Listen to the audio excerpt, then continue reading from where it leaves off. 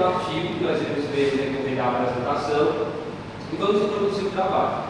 O roteiro diz que a Seguridade Social ela pode ser compreendida como uma garantia econômica e subsistência das famílias, sendo a responsabilidade do Estado. Lá no artigo 194 da Constituição Federal, ela define a Seguridade Social como um conjunto integrado de ações e iniciativas dos poderes públicos e da sociedade destinadas a assegurar três direitos específicos, que são a saúde, a assistência e a previdência social. Desses três direitos, apenas um é contributivo. A saúde ela é um direito de todos e um dever do Estado, e a assistência social é para quem dela necessitar. Já a previdência, essa sim, ela precisa de contribuição. E com os pagamentos direcionados à previdência, nós vemos que ela possui a segunda maior folha de pagamento do mundo. Os estudiosos até dizem que esta segunda maior folha de pagamento do mundo ela é maior do que qualquer governo multinacional e até mesmo o exército. E diante de tudo isso, por que esse pagamento é tão alto? Porque 90% das famílias elas estão diretas ou indiretamente ligadas à previdência social, através de quê? Dos direitos sociais, através da aposentadoria, através do seguro-desemprego, invalidez, enfim. E mediante a isso, sendo algo tão grande, algo tão robusto, é muito interessante a gente discutir sobre a efetividade e a distribuição desses recursos, a manutenção de permanência dele desse sistema. Só que isso aqui compreende algo muito maior. E como ele é algo muito maior, nós temos diversas facetas. E uma dessas facetas, uma dessas correntes, colidem em duas principais. Que os analistas conservadores eles dizem que a previdência é deficitária e os progressistas afirmam que ela é superavitária. Mediante a isso, a gente vem para a nossa pergunta de pesquisa. Quais as diferentes facetas da Seguridade Social brasileira e o estado da arte das publicações nacionais e internacionais, tendo como objetivo geral refletir justamente sobre essas diferentes facetas e a gente observar o estado da arte dessas publicações. A introdução, o Lombardi comenta que é indispensável que a população em si conheça sobre o assunto, porque só quando a gente conhece algo é que a gente vai poder verificar a eficiência, a qualidade, a efetividade da aplicação dos recursos. E com este artigo a gente espera que quem lê, quem possa ter acesso a ele, tenha uma visão holística, panorâmica e ao mesmo tempo pontual acerca da Seguridade Social brasileira e a forma como os recursos públicos eles estão sendo alocados, fazendo com que incógnitas sejam respondidas, né? A gente é algo tão grande que ficam muitas perguntas, e com isso a gente possa criar um posicionamento a respeito do tema. E aqui nós temos o nosso referencial teórico, que é dividido em três tópicos. Nós temos aqui a sinopse histórica da Seguridade Social, nas mudanças nacionais, internacionais e nacionais. É interessante a gente destacar que anteriormente, lá no Império Romano, a família era responsável por oferecer proteção contra os riscos. Ainda hoje a gente tem a família como suporte, só que antigamente, lá no Império Romano, a família exclusivamente era quem oferecia essa proteção. O irmão mais velho cuidava dos filhos, dos tios, dos avós, e o conceito de família era muito mais amplo do que a gente observa hoje, que às vezes é a nossa casa, é a nossa família, e só que a responsabilidade era muito extensa naquela época. Só que a Seguridade Social mesmo, ela tem como foco mundial, identificada nas suas origens do modelo de Bismarck e do modelo de Berger. Bismarck está muito relacionado ao seguro-desemprego, ao seguro-doença. Quando nós vamos falar de Berger, de Lord Berger, aí nós vamos ter aquela Seguridade Social mais universal. Ele trata justamente lá do berço até o túmulo. E é um conceito que é muito parecido com o dia de hoje, é cuidar desde o nascimento até o falecimento, quando se chega lá na assistência social, dos benefícios eventuais, até aquelas coisas na cidade pequena, que a pessoa vai lá na assistência, vai em caixão, enfim, essa segurança desde a natalidade até a sua morte.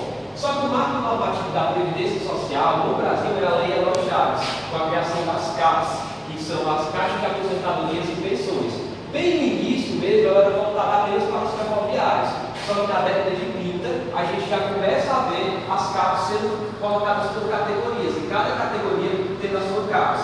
E uma das mais importantes inovações do texto constitucional de 88 é justamente a definição da Seguridade Social como conceito organizador. A gente sabe que a Constituição de 88 ela traz direito, é da Constituição ter as garantias individuais, da Constituição de 88 justamente trazer esse sentido de pensar no ser humano com seus direitos. E aqui a gente vai trazer os princípios basilares da Seguridade Social, que eles também são chamados de objetivos. Aqui os princípios escritos a gente tem a universalidade, a gente tem a equivalência, só que o que eu queria destacar para vocês é isso, a diversidade da base do financiamento, identificando-se em rubricas com vinculadas às ações da saúde, previdência e assistência. Por que eu queria destacar? Porque antigamente esse princípio ele parava bem aqui, necessidade da base de financiamento. Ou seja, a Seguridade Social ela queria, e é como ela funciona, ela tem várias formas para se uma falhar, a outra conseguir suprir. E ela parava bem aqui, só que o dinheiro, quando ele vinha para a Seguridade Social, ele vinha e ele era espalhado, podemos dizer, de forma aleatória. Vai, está precisando aqui, vai ali. E ele não tinha esse reconhecimento de identificar as áreas específicas. Olha, essa aqui é a destinação da saúde, essa aqui é a destinação da assistência, essa aqui é a destinação da previdência social. E a partir agora dessa nova contextualização desse princípio, foi colocada essa parte de identificar empresas públicas por causas específicas para isso.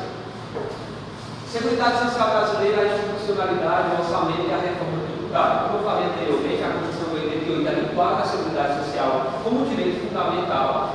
E, de acordo com o artigo 195, o custeio da Seguridade Social é a responsabilidade de toda a sociedade. Aí nós já tiramos, não é mais o Estado somente que busca esta integração, é a responsabilidade da sociedade. E como é que vem isso? É respaldado no texto constitucional. Ele diz que é responsabilidade do Estado, do município, é responsabilidade do Distrito Federal e é responsabilidade das pessoas através das contribuições sociais, que acontece por meio dos trabalhadores e acontece por meio das empresas. No plano constitucional, destaca-se as últimas reformas. Fernando Belo, no livro dele, diz que o termo da Seguridade Social, o processo de Seguridade Social, é o que mais sofre alteração no país. A gente vê constantes reformas, constantes discussões sendo colocadas lá no Senado e no Parlamento sobre isso, só que destaca-se a mini reforma da Previdência, que é aquela que a gente conhece, aquela querida que todo mundo conhece. E a mini reforma da Previdência, ela buscava essa contínua e intensa atualização de acordo com a realidade atual. Só que o que alguns autores e doutrinadores defendem é que o que a gente tem visto, até a gente vai observar na frente, são tratativas de redução de direitos. A gente tem a Constituição Federal garantindo esses direitos e vem essas mínimas reformas da Previdência, e o que elas fazem é descartar, às vezes, os nossos direitos, é diminuir os nossos direitos. Procedimentos metodológicos, quanto aos objetivos da nossa pesquisa descritiva, quanto aos procedimentos documental, quanto à abordagem quantitativa.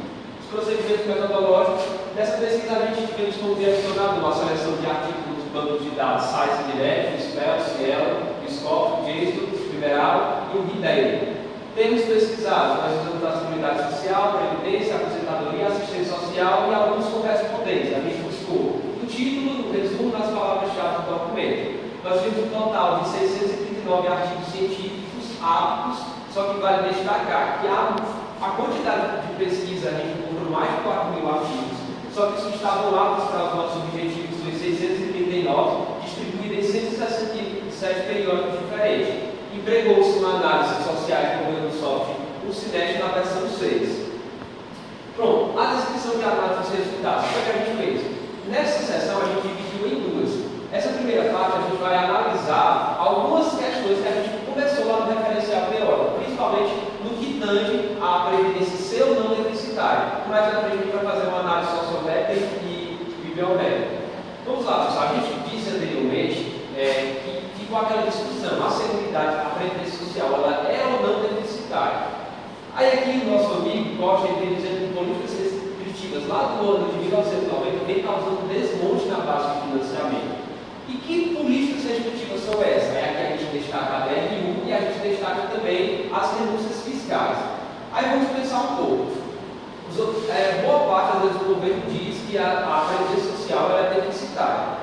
Ok, mas como se é deficitária, a gente retira 300 bilhões de reais da Seguridade entre 2000 e 2009. Como a previdência social é deficitária, a gente tira 120 bilhões de reais para renúncias fiscais. Será que esse déficit não é acometido pelas renúncias fiscais e pelas DRU? Aí cabe a gente raciocinar um pouco, né? Quais são as possíveis soluções para a fragilidade da Seguridade Social? Um dos principais desafios é ampliar a base contributiva.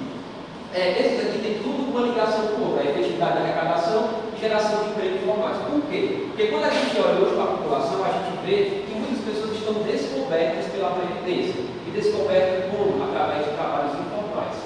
Muitas pessoas trabalham, só que ela não é carteira assinada, ela não tem um vínculo empregatício e elas ficam descobertas. E também devido ao fato de que no nosso país existe uma pobreza. E muitas muitas vezes a gente fecha os olhos para olhar essa realidade e o sistema, neste quesito tão grande, ainda não consegue adentrar, às vezes, as periferias, não consegue adentrar as cidades mais pobres, como ele deveria adentrar. Então a gente vê que uma das possíveis soluções seria ampliar a base, efetivar a arrecadação e a geração de emprego formais. E quando a gente volta e pensa no slide anterior, será que também não era interessante diminuir até mesmo essa DRU para 10%, ou como diz alguns autores, subir de vez essa DRU? E aqui Augusto em cima, como eu falei das reformas, ele diz que as reformas previdenciárias são tratativas de redução de proteção. Nós somos protegidos e essas reformas cada vez mais vêm diminuindo os nossos direitos. Aqui nós vemos a segunda parte da arte de resultados, como eu disse para vocês. Vamos ver o estado da arte das pesquisas na área da seguridade social por meio das análises bibliométricas e sociométricas. Aqui nós pesquisamos os artigos e nessa primeira tabela a gente vai ver o número de autores por artigos. E a gente viu e conseguiu identificar que a maioria dos autores eles conseguem e optam por fazer um trabalho em dupla com 2 autores, tendo 197 de um total geral. A gente vê também que o menor número é esse aqui de um autor, 75 apenas autores quiseram fazer os seus trabalhos sozinhos. Mas no ano de 2018 algo se destaca só. Todos aqui tiveram preenchimento, mas desses mais de 4 autores, 0 publicado com mais de 4 autores. A maioria preferiu 1, 14, 4, e nós também tivemos o menor número de autores publicando no ano de 2018 sobre o tema. E no ano de 2021 a gente teve 4 com 145 autores. Nesse segunda tabela, a gente vai ver o gênero dos autores, né? Vendo que os homens eles prevalecem, ainda com 338 do gênero masculino, tendo 53%, e as mulheres 301 tendo 47%.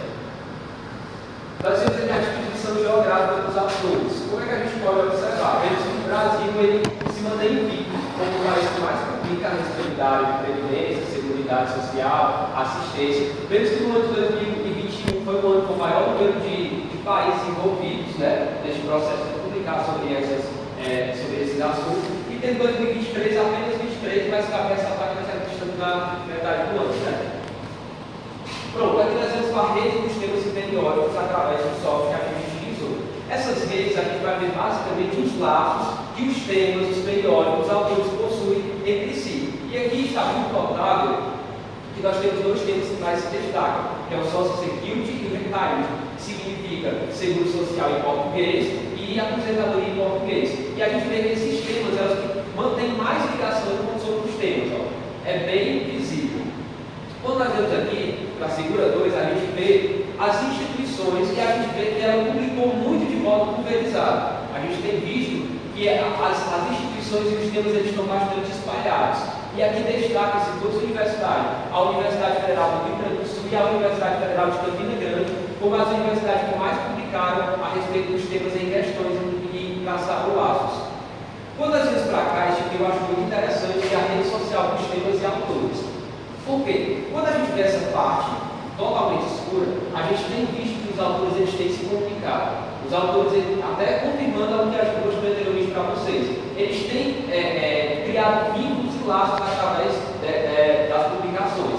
E destaque-se aqui também, não sei se vocês conseguem informar, temos um númerozinho aqui, número 1. São as díades. O que são as díades? As díades são onde mais de um autor, no caso 2, eles formam duplas para poder publicar ou manter uma correlação, uma relação sobre o artigo. E também vemos aqui, anteriormente, vários clientes e grupos sendo formados. Essa parte bastante escura aqui demonstra isso.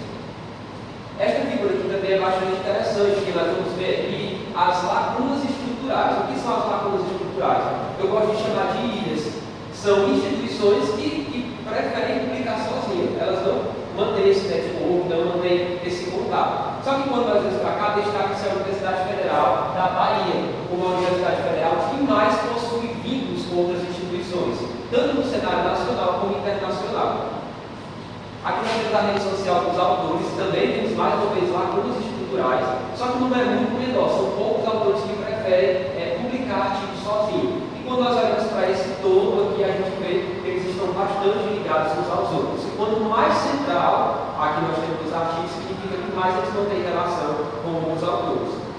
Considerações finais, referente ao estado da arte, né, a gente vê que eram assuntos ainda inovadores nas pesquisas nacionais e internacionais, aguça realmente a curiosidade das pessoas sobre a seguridade social, sobre a previdência. Percebeu-se havendo lacunas de pesquisas, por existirem até correntes divergentes acerca do financiamento e do endividamento, como a gente viu. E aqui os doutrinadores, através dele, a gente viu que a Seguridade Social não é de fato um problema fiscal, desmistificando assim o maior mito já apregoado pelo governo. Por limitação de pesquisa, a gente não adentrou muito as políticas de assistência social e previdência rural. A gente preferiu concentrar principalmente na Seguridade Social brasileira e de sugestão para a pesquisa futura incluir a análise mais aprofundada entre a relação da Seguridade Social e a política fiscal. Essas são algumas de nossas referências principais. E muito obrigado pela